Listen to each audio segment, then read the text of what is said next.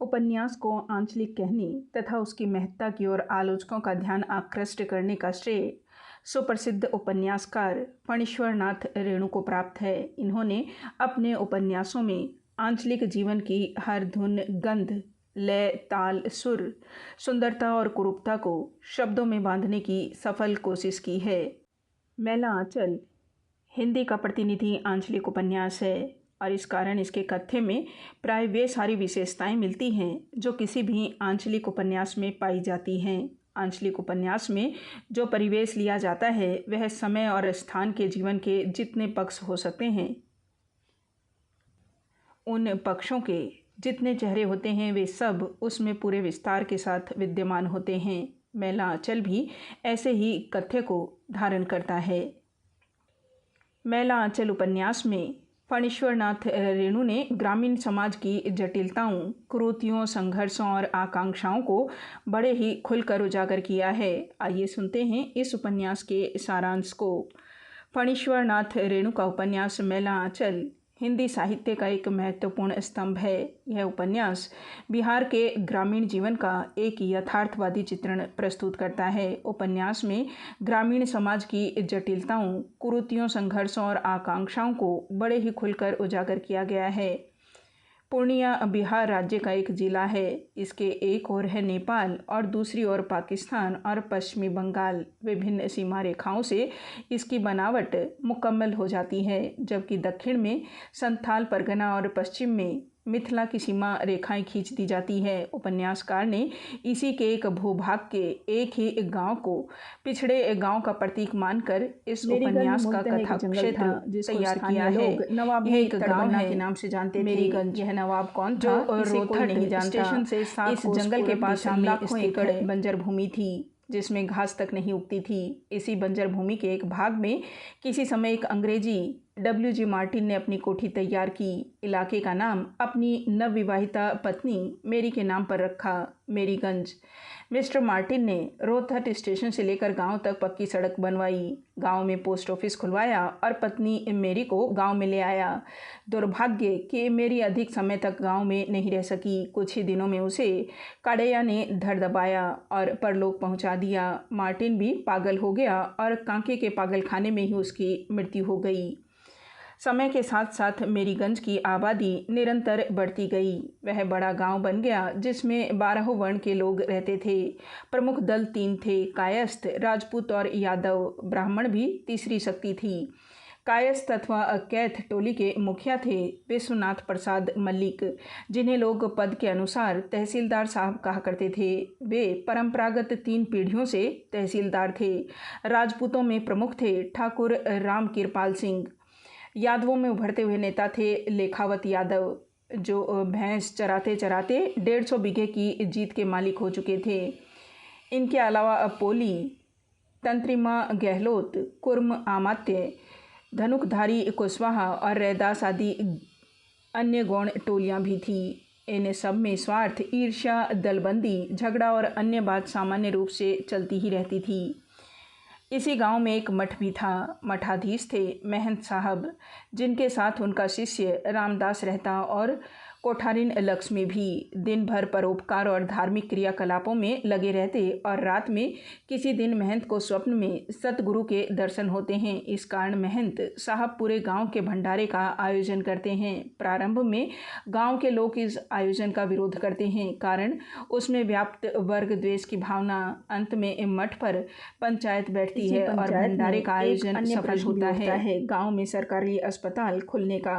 सरकार की ओर से गांव में अस्पताल खोलने में सहायता की अपील निकलती है। बालादेव जैसे लोग इसका स्वागत करते हैं, किंतु जनसाधारण इससे डरता भी है, कारण वे समझते हैं कि डॉक्टर कुओं में दवा डालकर गांव में हैजा फैलाते हैं। खैर, गांव में अस्पताल खुलता है और इसके चिकित्सक के रूप में नियुक्त होते हैं डॉक्टर प्रशांत कुमार। प्रशांत अज्ञात कुलशील है। सन 1942 के स्वतंत्रता आंदोलन के समय पटना मेडिकल कॉलेज में हाउस सर्जन बनकर काम कर रहा था। विदेश में जाकर अध्ययन करने के लिए उसे स्कॉलरशिप तक मिल रही थी, किंतु उसने गांव में ही आना सही माना। उसका उद्देश्य था मलेरिया और काला आजार विषयक अनुसंधान करना तथा इन रोगों से पीड़ित ग्रामीणों की सेवा करना। अस्पताल में रहकर उसने विभिन्न रोगियों का उपचार किया, किंतु सबसे अधिक इलाज किया कमला का। कमला विश्वनाथ प्रसाद की इकलौती कुंवारी कन्या थी। किशोरी 16 वर्षीय। उसको यौन ग्रंथि से उत्पन्न दौरे पड़ते थे। गांव में समस्या एक नहीं अनेक प्रकार की थी। डॉक्टर कमला का इलाज करता रहा और कमला उसकी ओर बढ़ती रही। दिल नाम के भाव को न मानने वाला डॉक्टर प्रशांत उसके प्रेम पास में फंस गया। इधर लक्ष्मी बालादेव के प्रति आकर्षित थी और रामदास महंत लक्ष्मी पर दृष्टि डाले हुए था। गांव में राजनीति की लहर उठने लगी थी। बालादेव और बावनदास तो कांग्रेसी थे ही, कालीचरण समाजवादी, वासुदेव कम्युनिस्ट और जनसंघ के संचालक महोदय भी अपनी अपनी पार्टी का राग अलापने लगे थे। जमींदारी उन्मूलन के कारण भूमि के प्रश्न को लेकर सभी ऊंचे नीचे लोग चौकन्ने होने लगे थे। इस बात को लेकर आपस में झगड़े भी हुए, जिसका हिंसात्मक रूप विस्फोटक हुआ संथाल विद्रोह। गांव वाले सोचते थे कि एक पार्टी से काम नहीं होता, अधिक पार्टियों में मुकाबला और प्रतियोगिता भी होती है तो फायदा पब्लिक का होता है। फिर भी संथाल विद्रोह में लगभग सारा गांव एक हो जाता है। विद्रोह की हिंसा में संथाल भी मारे जाते हैं और शिव शंकर सिंह का तहसीलदार पुत्र हरगोरी भी। मामला अदालत तक पहुंचता है। शिवशंकर आदि छूट तो जाते हैं, किंतु जमीन और धन की कुर्बानी देकर जिसे विश्वनाथ प्रसाद अपने बनकर ग्रहण कर लेते हैं। परिवर्तन मठ में भी होते हैं। कालीचरण के प्रयत्नों से महंत का पद रामदास को प्राप्त होता है, मगर वह मठ की लक्ष्मी को भी पाना चाहता है, क्योंकि मठ में नदी बहते हुए भी वह प्यासा रहना नहीं चाहता। लक्ष्मी उसको अवसर नहीं देती, यहाँ तक कि वह बालादेव के साथ ही रहने लगती है। इसी समय भारत स्वतंत्र हो गया। भारत की स्वतंत्रता इस छोटे से गांव में भी नई हलचल उत्पन्न कर देती है। गांव के साधारण व्यक्तियों के लिए स्वतंत्रता से आशय है तहसीलदार के यहाँ भोज पाना, मठ पर भंडार होना, गांव में कीर्तन और नौटंकी का होना, पूर्णिया से अंग्रेजी बाजा आना, सबसे अधिक गांव में अधिकार किसके बढ़ेंगे आदि चिंता होने लगी। गरीब विद्रोही संथालों को आजीवन कारावास मिला और राम कृपाल सिंह, खोलावन सिंह और शिवशंकर सिंह सभी बेदाग छूट गए। अतएव निश्चय किया गया कि दोनों प्रकार की स्वतंत्रता का उत्सव एक साथ और धूमधाम से मनाएं। और भी कई परिवर्तन हुए। यथा रामदास महंत लक्ष्मी को छोड़ राम प्यारी को दासी बना बैठे। बालादेव लक्ष्मी के पीछे वैरागी सा हो गया। चरखा सेंटर पर अकेली मंगला देवी मास्टरनी का आधिपत्य स्थापित हो गया। गांव वालों की दृष्टि से लंबे चौड़े पैमाने पर स्वतंत्रता का उत्सव मनाया गया। कीर्तन, नृत्य, भगत, नाटक, नौटंकी, भोज सभी कुछ संपन्न हुआ। हाथी पर भारत माता की सवारी निकाली गई। सब कुछ हुआ और रातों रात कांग्रेस दल का प्राधान्य स्थापित हो गया। सच्चे कांग्रेसी बावनदास और बालदेव जी तो दुखी होकर रह गए, किंतु कालीचरण और वासुदेव जैसा नेता कहीं पार्टी के नाम पर घर भरने लगे। उच्च स्तर के नेताओं के कारण कांग्रेस में भी हेराफेरी बढ़ने लगी। यहाँ तक कि बावनदास को सत्य पालन करने के कारण सीमा पर तस्करों से मौत के घाट उतरवा दिया। डॉक्टर प्रशांत कम्युनिस्ट होने के संदेह मात्र पर गिरफ्तार करके जेल भेज दिए गए। कोठारीन लक्ष्मी ने बालदेव को गृहस्थी में घसीट लिया। शीघ्र ही कालीचरण और वासुदेव भी डकैतों का साथ देने के जुर्म में बड़े घर की हवा खाने पहुंच गए। इधर कमला, वह भी अपने आंचल को मैला कर बैठी थी। डॉक्टर प्रशांत तो जेल से चले गए, किंतु कमला के लिए तो घर ही जेल बन गया। वह गर्भवती थी।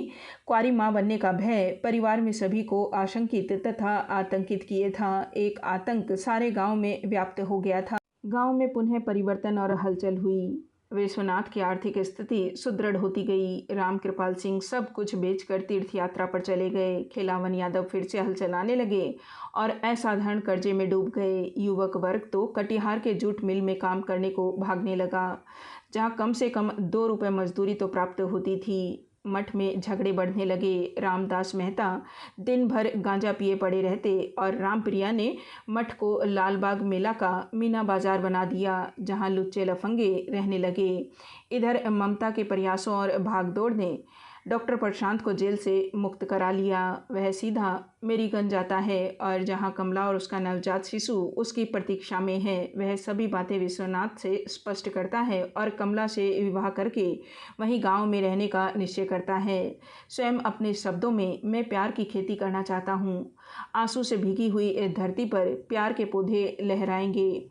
मैं साधना करूँगा, ग्रामवासिनी भारत माता के मैले आंचल तले कम से कम एक ही गांव के कुछ प्राणियों के मुरझाए होठों पर मुस्कुराहट लौटा सकूं, उनके हृदय में आशा और विश्वास को प्रतिष्ठित कर सकूं।